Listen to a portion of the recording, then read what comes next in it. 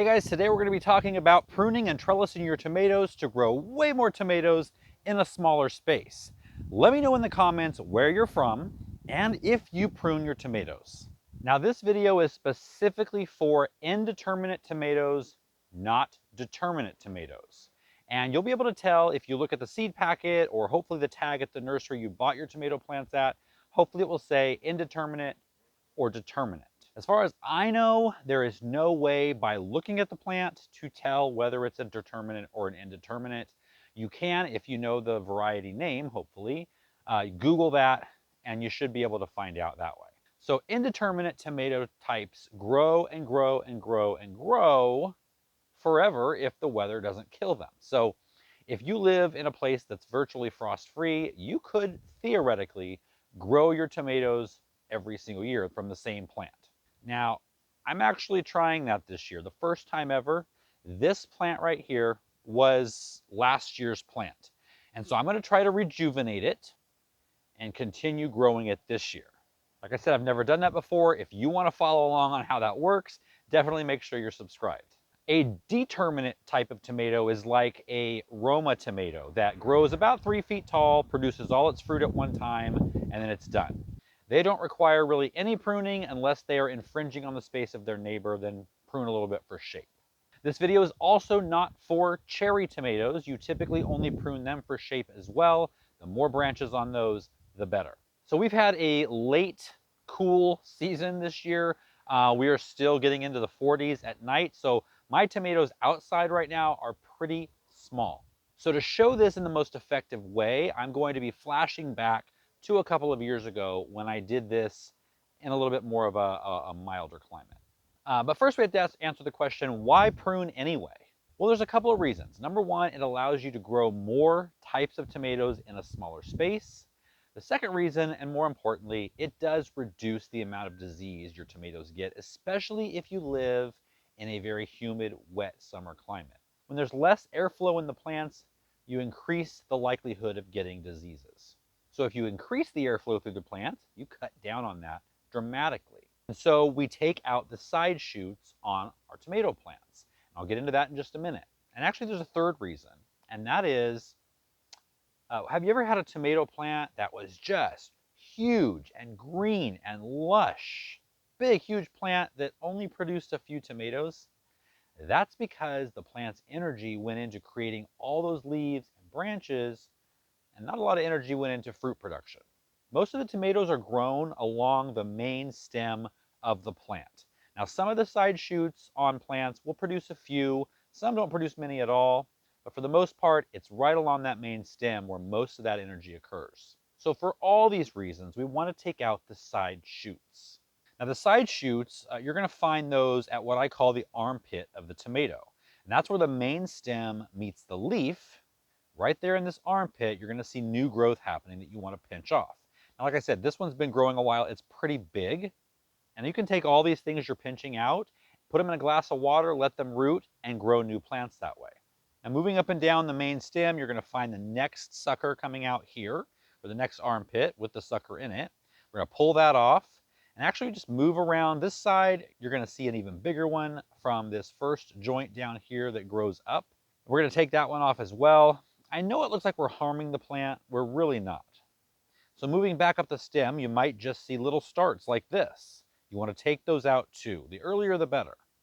Here's another one right here. This one's a little bigger. I'm going to take that out. You're going to want to do that everywhere you see a side shoot coming out of an armpit from now until the end of the growing season.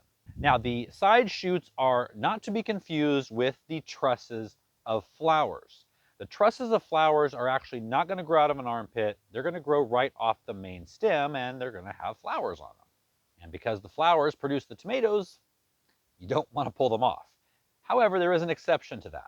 I take the very first truss of flowers for each plant off because that puts more energy into the production of the main plant and the root system, and then leave the rest of the trusses going forward.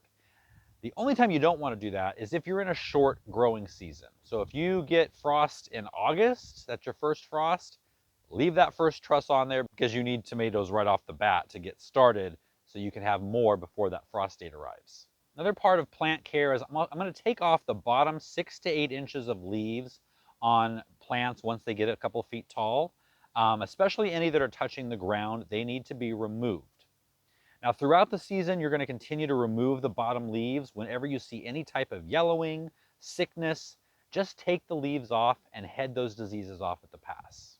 It's not uncommon for, first of all, for those bottom leaves to start turning yellow and brown. I know a lot of people freak out about that, but it's not uncommon for me. By the middle or end of June, the bottom 2 or 3 feet of my plants may have no leaves whatsoever, and they might actually have just fruit hanging there on the naked branches, and that's totally fine. If you live in a really hot, sunny area, you might want to put some shade cloth over those fruits that are hanging there without the leaves there to shade them, or you might get some sun scald on your tomatoes. But typically that's not an issue, except maybe in like the hottest southern portion of the United States. So once that pruning's done, you can see how we've really opened up the airflow through here. You can also see on the other side that the basil now has a little more breathing room to get big and not be shaded out by all those unnecessary tomato leaves. Now, tomato plants are really sturdy and they'll stand pretty tall and straight until they get to about 2 or 3 feet tall. Much taller than that, and they're going to start to fall over. And we want to prevent that, number one, for disease reasons. Number two, just because it looks better when they're not laying all over the ground. So we're going to trellis them to keep them up off the ground. Now, if you're growing determinate plants, a tomato cage would do just fine. But when you're growing indeterminate tomato plants, they're a different story. To do that, you need to build a simple trellis. It is simple. I did a video yesterday on our second channel, Next Level Homestead. I'll put a link at the end of this video, and I'll put a link down in the video description to that video. And basically what you're going to end up with is this overhead structure. What you're also going to need are landscape staples or a piece of fairly heavy wire bent over. You're also going to need some tomato hooks. Now, we went ahead a couple of years ago and sourced the best, strongest tomato hooks for the best price, and we offer them on our website. So I'm going to link that down below as well. And we're going to put that landscape staple at the bottom of the tomato plant and tie one end of the string there, and we're going to loop it 1 or 2 times around that main stem. Then we're going to take it all the way up to the support above, and the hook slips through one of these screw eyes. As the plant grows, you're just going to wind it around the string every few days, and that alone will hold the plant onto the string. You don't need to spend money on the plastic tomato clips. Now, if your first frost date is in August, you have a short growing season, and you don't need the tomato hooks. All you need is some heavy-duty twine. Definitely not that brown twine that looks natural. It will not hold up. And you can just tie this string on the screw eye or just to the wood itself. Let the plants go ahead and grow up to the top of that string, and then cut the top of that plant off, because you want to give the energy to the bottom of the plant now to ripen all the fruit that it's set. And you want those ripening before your first frost date. However, if your first frost date is not until September, October, November, or maybe you don't even have a frost date, these tomato hooks are going to revolutionize your tomato harvest. So as your tomato plant gets to the top of this trellis, you're just going to take the hook, let out a couple of winds, put the hook back, and now you've just created a bunch of extra space for this plant to grow up. As the plant grows up to the top again, take the hook off, let out a little more string, and now you've got this much more room for your plant to grow. The alternative without that hook is either cutting off the top of the plant like those in a short season would do, but in a longer season you're really limiting your harvest. So if you let it just grow up there and let it keep growing, it's going to double back on itself, fall down, get heavy, break. It's just going to be a diseased mess. You really can't take care of it anymore after that. And so every couple weeks, we're going to be letting out more twine from the hook, lowering the tomato down. So it never has to reach the end of its growth. You'll always have more room at the top. Now, when I talk about this, I get a couple of questions. The first one is, what happens to the vine at the bottom? Well, I used to move the hooks from screw eye to screw eye all the way along the entire trellis, and at the end of the year I would have 16 to 20-foot vines circling the structure. It would also confuse people about lowering it and moving it to the next one, and so I simplified it by just lowering them straight down. And basically what happens at the bottom is the vine just coils around in a circle, like putting a hose away. Not quite as neat. And then that brings the next question, won't that create disease with a big pile of vines at the bottom? Not really, because those vines that are coiling, they've been on the plant long enough where they don't have any leaves left. So it's literally just the stalk coiling around. And so the leaves aren't there to really hold in the moisture and get diseased. So, in a nutshell, we're anchoring it to the bottom. We're growing it up the string by twisting the vine around the string as it grows.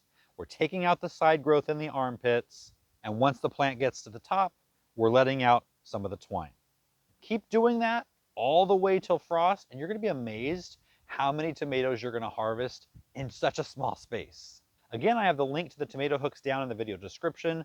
I've got a link right here to show you how to make the trellis. I've also got a button right here so you can subscribe if you haven't already, if you learned something. Hit the like button, click the bell icon to be notified every time we upload a video, and I will see you next time.